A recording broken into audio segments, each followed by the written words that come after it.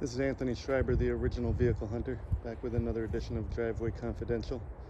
Here in my driveway we have a 2000 Toyota RAV4, and the Toyota RAV4 was one of the pioneers in the crossover segment, using a car platform and putting a small SUV body on it, and that has seemed to taken over the automotive world now. Pretty much crossovers rule the world now.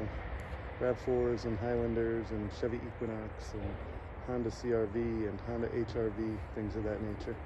But this is one of the pioneers in that movement, and this car was a Washington DC car. So Washington DC has ample public transportation. A lot of people in the area don't put a ton of miles on their cars. So this car is a year 2000 and it has just 77,000 miles on it. This is the first generation Toyota RAV4. It is very popular with, the fan base, the loyalists. There's a bit of a cult following for these cars.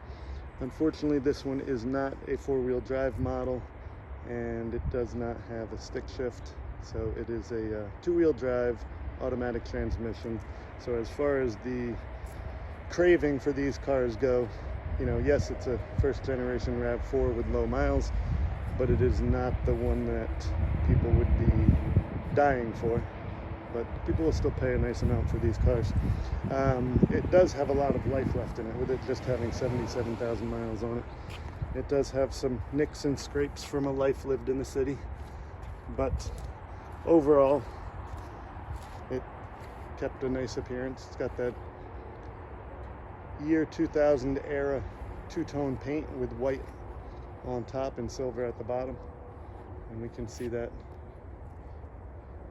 here as well with the 2001 Lexus ES300 that employed the same color scheme. So that was a kind of a marker of that era, the two-tone paint jobs. But back to the RAV4, no sunroof, no leather, a couple of airbags, but really just the Faximam type of interior, which is something I've loved about this era, Honda and Toyotas. On the door, you have power windows, power door locks.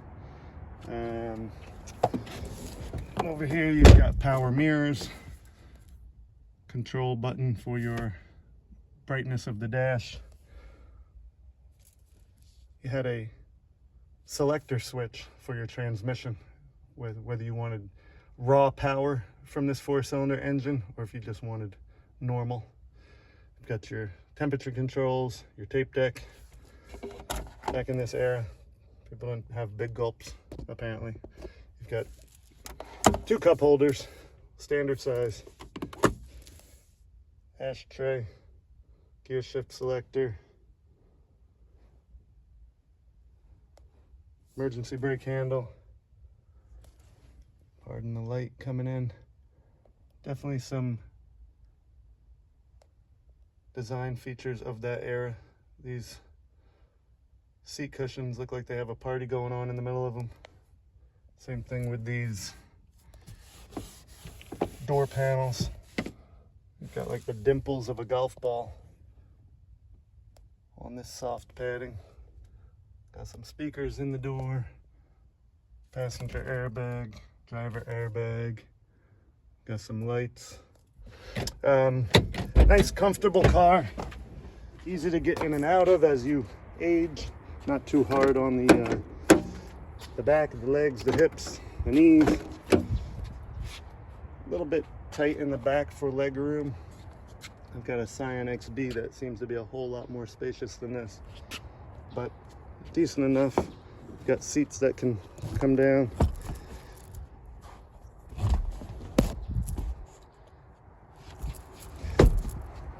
It's got the barn style door that swings out, revealing cavernous storage back here.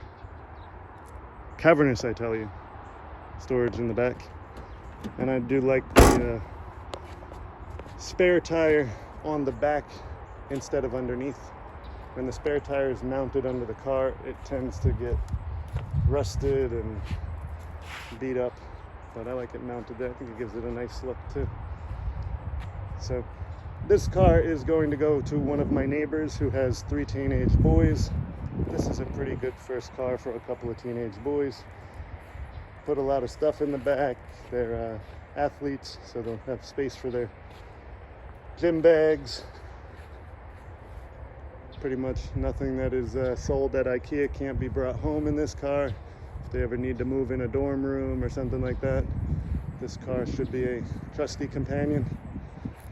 And as it is a Toyota with only 77,000 miles, if they take care of it, that's a big if when you have teenage boys, but if they were to take care of it, there's no reason that this car couldn't still be going in another 100,000 miles.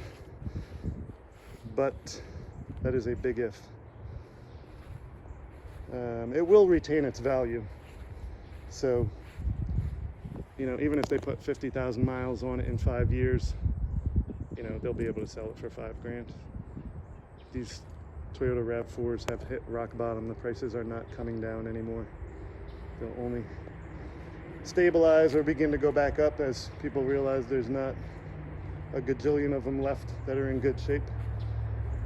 The nemesis of Toyotas is typically rust. The engine will last, the transmission will last, but if you live anywhere where salt is used on the roads, that will be the death of a Toyota. But we are in the mid-Atlantic in Maryland. We maybe only get 1 or 2 snowstorms a year, and those snowstorms are gone. The snow is gone by noon the next day, so we don't get a ton of salt on the roads. So again, with proper care, there's no reason that this car cannot go for another 100,000 miles. This edition of Driveway Confidential is over, and I am out.